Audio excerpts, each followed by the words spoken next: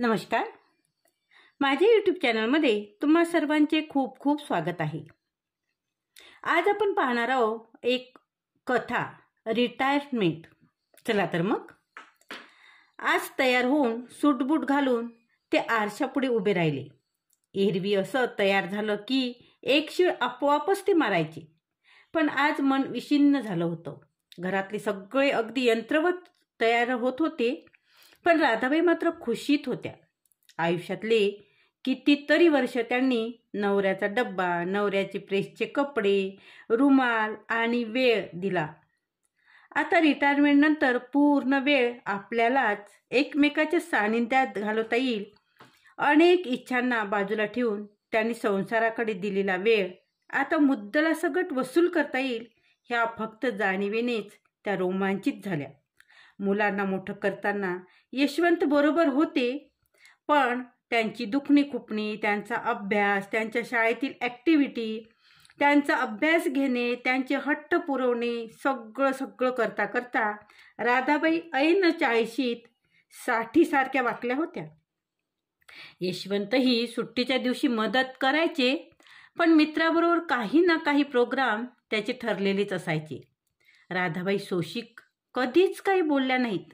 नातीगोती, सण समारंभ, मुलांच्या शाळा ॲडजस्ट करता करता स्वतःकडे कधी त्यांनी लक्ष दिले नाही. आता मात्र ह्या सगळ्याची भरपाई करायची हे ठरवूनच त्या खुश झाल्या. आज यशवंतरावांचं रिटायरमेंट सेंड ऑफ पार्टी होती, म्हणून दोनही मुलं, सुना, नातवंड, लेक, जावई सर्वजण आले होते. रिटायरमेंट नंतर काय करावं, आईबाबांनी कुठे राहावं, हा प्रश्न तात्पुरता बाजूला ठेवून सर्वजण तयार झाले. यशवंतरावाची 60 वर्षाची नोकरी, त्याचं रुटीन, त्याचे सहकारी, त्याचं ऑफिस, त्याची खुर्ची, येण्या जाण्याची होणारी धांदल, त्याचा जेवणाचा डब्बा, त्याचं घड्याळाच्या काट्याबरोबर चालणारं गतिमान आयुष्य एकदम ब्रेक लागल्यासारखं थांबणार होतं. भयानक स्ट्रेसमध्ये गेले कित्येक दिवस नीट जेवत नव्हते, शांत झोपतही नव्हते. रात्री झोपेतून खडबडून जागे होत होते. आताही त्याने दरदरून घाम फुटला. छातीमध्ये भयानक कळ आली आणि धाड दिशा ते फरशीवर आपटले. सारेजण त्या दिशेने धावले. यशवंतराव बेशुद्ध झाले होते.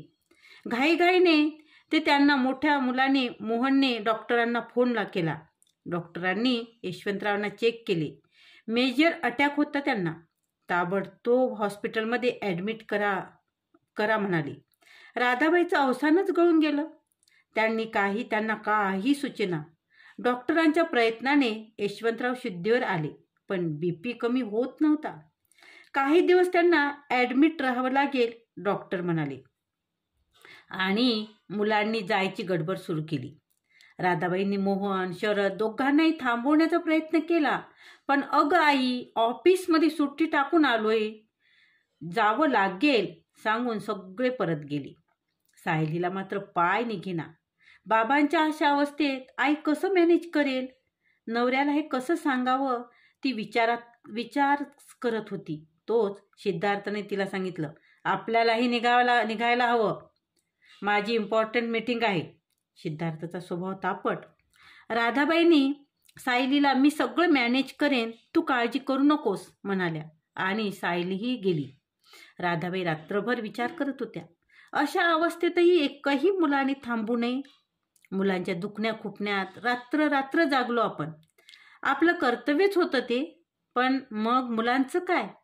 त्यांचं काहीच कर्तव्य नाही का? जन्मदात्या आई बाबांना साठीही काहीच कर्तव्य नाही. पण विचार करण्या इतकं अवसानही त्यांच्याकडे नव्हतं. यशवंतराव एकटक फक्त राधाबाईच्या चेहऱ्याकडे पाहत होते. त्यांचा चेहराच वाचत होते. राधाबाईची घालमेल त्यांना कळत होती. मुलांचा बेजबाबदारपणा त्यांना हेरला होता. हॉस्पिटलच्या बेडवर गेल्या कित्येक वर्षाचं आयुष्य चलचित्रपटाप्रमाणे त्यांच्या डोळ्यासमोरून जात होतं आणि राधाबाई खऱ्या अर्थाने यशवंतरावांना उमजल्या. त्यांची आपल्या संसारात झालेली मदत, त्यांचा राहून गेलेला अनेक इच्छा, अनेक स्वप्न, त्यांचे रात्रंदिवस केलेले कष्ट, आपल्या शब्दाला दिलेला मान, आपल्या प्रत्येक चांगल्या वाईट प्रसंगी दिलेली साथ आपल्या स्वभावाला समजून घेताना स्वतःकडे केलेलं दुर्लक्ष, नाती गोती सांभाळताना झालेली तेंधा तिरपट, माहेर विसरून पतीला दिलेली साथ एक ना अनेक प्रसंगाचा मागोवा घेत होती. ताना आपल्या राधाबरोबर कुठेच नव्हतं. ती एकटीच होती या जाणीवेची ते खजील झाली. डोळ्यातून अश्रू वाहू लागली. राधाबाईंनी पाहिलं. नका वाईट वाटून घेऊ, मी आहे ना. आणि त्यांनी राधाबाईंचा हात घट्ट धरला. हो ग, तू आहेस, तूच आहेस आणि शेवटपर्यंत तूच असावीस राधा. मला माफ कर. अहो, असं काय बोलताय? मी आहेच, तुम्ही जास्त विचार करू नका. आणि यशवंतराव ओक्साबोक्शी रडू लागले. अहो, काही होतंय का तुम्हाला? राधाबाई म्हणाल्या. आणि यशवंतराव मात्र त्यांचा हात घट्ट धरून ओक्साबोक्शी रडत होते, फक्त रडत होते. धन्यवाद.